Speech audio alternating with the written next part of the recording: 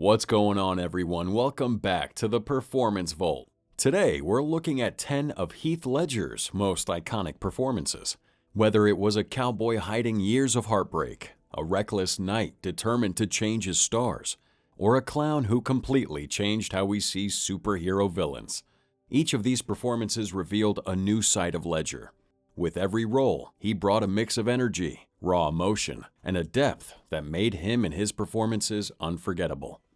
Be sure to stick around until the end for honorable mentions that absolutely deserve their spotlight. And as always, these performances are in no particular order, so let us know your favorites down in the comments below. Let's get into it. Number 1. 10 Things I Hate About You. When 10 Things I Hate About You came out in 1999, Heath Ledger was just 19 years old and new to Hollywood. Now before this, his career had been modest, with work in Australian TV and a small role in the little-known movie Black Rock, released in 1997. Playing Patrick Verona in Gil Younger's teen comedy was his first big role in an American movie.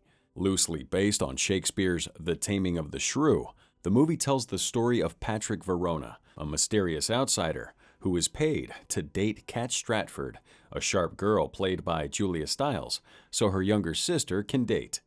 And at first it seems like a simple romantic comedy, but Heath Ledger made Patrick more than just a typical bad boy. You're not as mean as you think you are, you know that? And you're not as badass as you think you are. Ooh, someone still has her panties in a twist. One of the most memorable moments in this movie is when Patrick sings "Can't Take My Eyes Off You" to Kat on the school bleachers. Ledger sang the song himself while a marching band played in the background. The scene was funny, sweet, and showed a hint of vulnerability. And what made it special is how much of it came from Ledger himself. Director Gil Younger later shared that Ledger gave everything he had to that scene, making it feel real and fun. It became such an iconic moment that it helped turn Ledger into a star almost immediately. No. Kat, come on, wake up, look at me. Listen to me, Kat, open your eyes. The film was a big hit, making $53 million and costing only $16 million to make. For many teens in 1999, this was the movie that made Heath Ledger a star. He showed real feelings and had a natural connection with Julia Stiles. And yes, he beat out 253 other actors for that role because of his amazing screen presence. Number 2. A Knight's Tale. Directed by Brian Helgeland, A Knight's Tale followed the story of William Thatcher, a peasant squire who disguised himself as a nobleman to enter jousting tournaments. With a soundtrack featuring hits from Queen, David Bowie, and Thin Lizzy, it became something fresh and fun. Now, this was Ledger's first leading role in a major Hollywood film. The American film industry was ready to make him a star, and all eyes were on him. Every knight I defeat for you. Your beauty will be reflected in the power of my arm, the flanks of my horse. The marketing for the movie was aggressive. Magazines like People called Heath one of the sexiest men of the year, and Time was ready to label him as the next Mel Gibson. For a young actor like Heath, that kind of pressure was a lot. Interviews from that time show how he felt uneasy with all the attention. He started to notice how Hollywood was building a certain image of him, one he didn't fully agree with. Yet, despite everything, Heath brought real emotion to the character and made us believe in his dream to change his stars. Welcome to the new world. God save you, if it is right that he should do so. The movie proved that Ledger could carry a big movie with his charm, humor, and determination. The intense jousting scenes may have used stunt doubles, but Heath's performance made them thrilling. Number 3. Monsters Ball. The 2001 film Monsters Ball gave Heath Ledger the chance to show a side of himself that no one had seen before. Directed by Mark Forster, it is a drama about life, death, and pain. Ledger plays Sonny Grotowski, the son of Billy Bob Thornton's hardened prison officer. Sonny is nothing like his father. He's sensitive, emotionally broken, and struggles in the harsh world he lives in. Heath Ledger wasn't afraid to take on difficult, small roles full of raw emotion. Even with limited screen time, he left a lasting impact. Do you know what you did? Do you know what you did? Are you listening to me? Do you know what you did? In one scene, Sonny takes his own life in front of his father. He's torn apart by years of pain and abuse. Right before it happens, you can feel all of Sonny's sadness. His quiet suffering builds until it becomes too much to handle. Ledger made the moment feel so real that you couldn't look away. During this intense confrontation scene between Sonny and his father, Ledger asked Billy Bob Thornton to actually hit him so the moment would feel real. Thornton later admitted that he hit Ledger hard, by his own account. But that shows the kind of actor Ledger was, completely committed, even if it meant enduring pain. You get out! Come on! You lousy piece of shit! That same year, he would star in A Knight's Tale as a confident leading man. But in Monsters Ball, he quietly announced through his performance that he was so much more than that. Within a few years, he started taking on emotionally complex roles, like his performance in Brokeback Mountain. Number 4. Ned Kelly. In Ned Kelly, Heath Ledger returned to his roots in a way that felt deeply personal. After spending 4 years working in America, the Australian actor goes back home to join Gregor Jordan's film about one of Australia's most famous figures. Ned Kelly, a legendary outlaw and bushranger of the 1800s, is an important part of Australian history. His final battle with the police, where he wore a suit of iron armor, is an iconic story in the nation's identity. For Ledger, the role was a chance to connect with his heritage and play a part in a story he grew up hearing in Perth. That's right. It's Regina versus us. The Kelly gang. Filming took place in regional Victoria, where Ledger worked with an Australian cast and crew to bring this historical tale to life. While the movie didn't get the best reviews, Ledger's performance was praised for one main reason. He seemed very natural on screen, using an Irish accent, the choice the filmmakers made because Ned's father was Irish-born. He made this character feel real and believable. This role allowed him to connect with his own identity. His actions, expressions, and emotions looked easy and genuine. It would show a side of Ledger that was different from his roles in American films. So if I can beg your patience, this is my statement to the Premier of Victoria, Graham Berry. The most famous part of the film happens in the final scenes. Ned Kelly puts on his well-known iron armor and faces his last stand. This moment where Kelly and his gang step out of the Glenrowan Inn wearing their metal suits is full of tension and emotion. The movie would end with a close-up of Ledger's face behind the small slit in the helmet. Number 5. Lords of Dogtown. The 2005 movie Lords of Dogtown, directed by Catherine Hardwicke, tells the story of how the Z-Boys skateboarding team changed the sport forever in 70s Venice, California. The film would feature a young cast, including actors like Emil Hirsch and Victor Rasuk, but it's Heath Ledger's performance as Skip Engblom that truly stands out. Skip, the wild and unpredictable owner of Zephyr Surf Shop, is the one who brings the team together. Ledger transformed himself completely for the role, with long blonde hair, missing teeth, and a loose, drunken swagger that fits Skip's chaotic personality. He even spent time with the real Skip Engblom, basing his voice and movements on him. The detail was so accurate that some people didn't even recognize Ledger in the part. Hi. Yeah. This isn't a library, so it's $10 to browse. You got $10? Ledger didn't settle for turning Skip into a wild, drunk man. Instead, he gave the character depth and emotion. Now, Skip's a messy mix of pride and insecurity, a mentor who's both impressed by his team's success and jealous of what he couldn't achieve himself. Ledger showed this inner struggle with such skill that the character felt real and human, not a cartoonish version of 70s surfing culture. Critics would say it showed Ledger becoming someone totally different and highlighted his talent for character acting. We had it all to ourselves. We had it all to ourselves, man. You're right.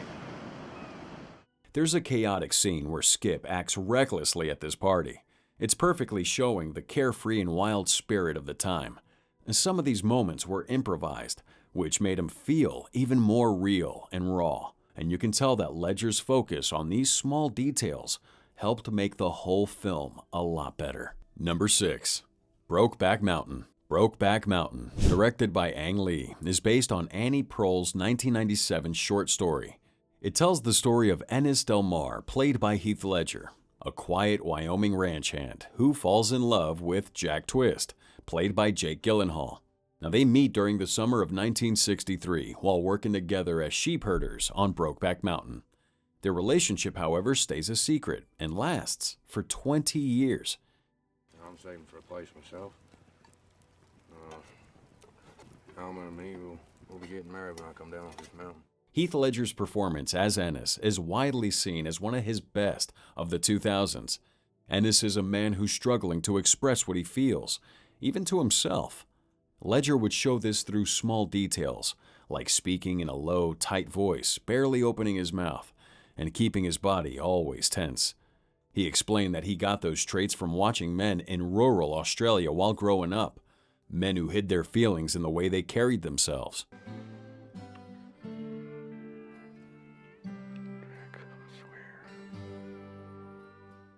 One of the most famous scenes is near the end of the film.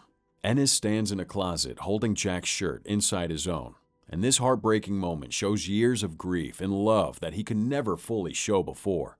The critics have called it one of the most devastating endings in American cinema during that decade. Ledger was just 26 years old when he delivered that performance. It earned him his first Academy Award nomination, though he lost it to Philip Seymour Hoffman for Capote. Over time, many see this as one of the biggest mistakes of the Academy. Ledger himself called Brokeback Mountain the work he was most proud of in his career. Number 7. Candy. The 2006 film Candy has to be one of Ledger's most powerful performances, yet it doesn't always get the attention it deserves. The movie, directed by Neil Armfield, tells the heartbreaking story of two young lovers, Dan, played by Ledger, and Candy, played by Abby Cornish. Told in 3 parts, Heaven, Earth, and Hell, the movie follows Dan and Candy as their love story takes a dark turn. What begins as a beautiful and passionate relationship slowly unravels as heroin addiction takes hold. Heath Ledger shows Dan as a man deeply in love, struggling with addiction, and fighting to reclaim his life. They say for every 10 years you've been a junkie, you will have spent 7 of them waiting. What makes Ledger's performance stand out is how real this feels. He lost weight during filming to show Dan's failing health. His acting wouldn't rely on makeup nor effects. The change was raw and seen in his body. He starts as a hopeful poet, but ends up becoming a man destroyed by addiction. The shift feels natural and heartbreaking. It's like watching someone's life fall apart. And now it feels even more haunting knowing Ledger passed away less than 2 years later from an overdose. Live in a proper house. Yeah, we really want to raise our child in a In a proper home. yeah. The chemistry between Heath Ledger and Abby Cornish is another reason that Candy leaves such a lasting impression. Together they play a couple, hopelessly in love, but so toxic for each other. Their connection feels real, and the pain they go through together hits hard. Ledger's moments with Jeffrey Rush, who plays another addict in the film, are just as impactful. These interactions show a man who's trying to keep control while everything in his life is falling apart. In these scenes, you can just see how deep Ledger's talent went. Number 8. I'm Not There, directed by Todd Haynes. This 2007 film is unlike any usual biopic. It tells the story of music legend Bob Dylan, but in a way that keeps you guessing. Instead of showing you one version of Dylan, it splits his life into 6 different eras, each represented by different actors. Heath Ledger takes on the role of Robbie Clark, a version of Dylan from the late 60s to early 70s. Robbie's a movie star in a tough marriage. Then what else, aside from being French, you like so much about me? Your hair, your mouth, your eyes, your lips. And his relationship with his wife, played by Charlotte Gainsbourg, slowly falls apart over the course of the film. What made Heath Ledger's performance stand out even more was how much it reflected his own life at the time.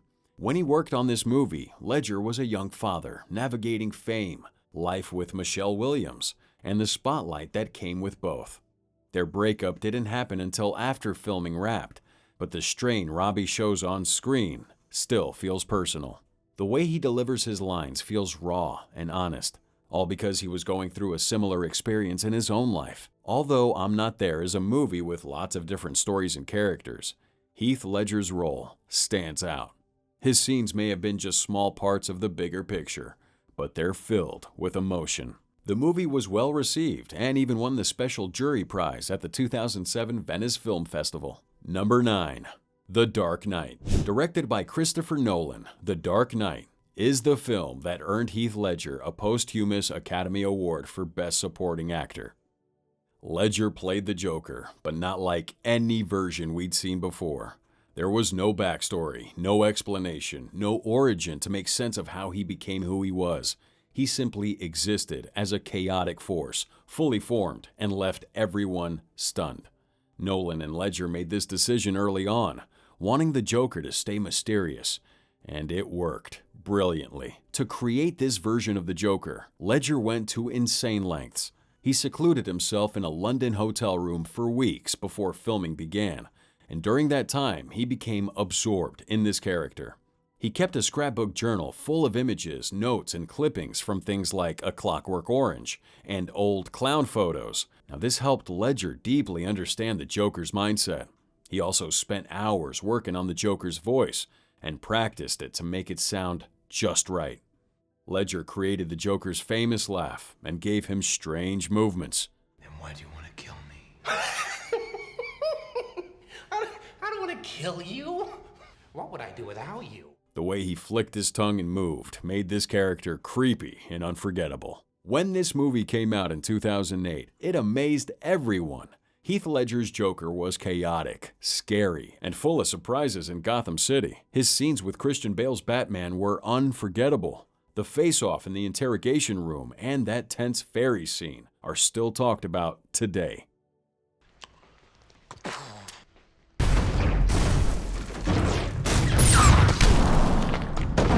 Tragically, the film came out just 6 months after Heath's death in January 2008 from an accidental prescription overdose.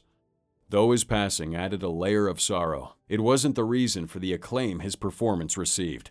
The truth is, his work stood out entirely on its own and would have been celebrated just as much if he were still alive. Number 10. The Imaginarium of Dr. Parnassus. The production of The Imaginarium of Dr. Parnassus took an unexpected turn after the tragic death of Heath Ledger in January 2008. At the time of his passing, Ledger had filmed only about a third of his role, and roughly half the production remained unfinished. Ledger was playing the role of Tony, a mysterious and charming young man who crosses paths with a traveling theatrical troupe. The story's unique premise involved Tony traveling through imaginary worlds, which gave director Terry Gilliam a creative way to finish the film. After much thought, Gilliam decided against shutting down production and found a solution to honor Ledger's performance.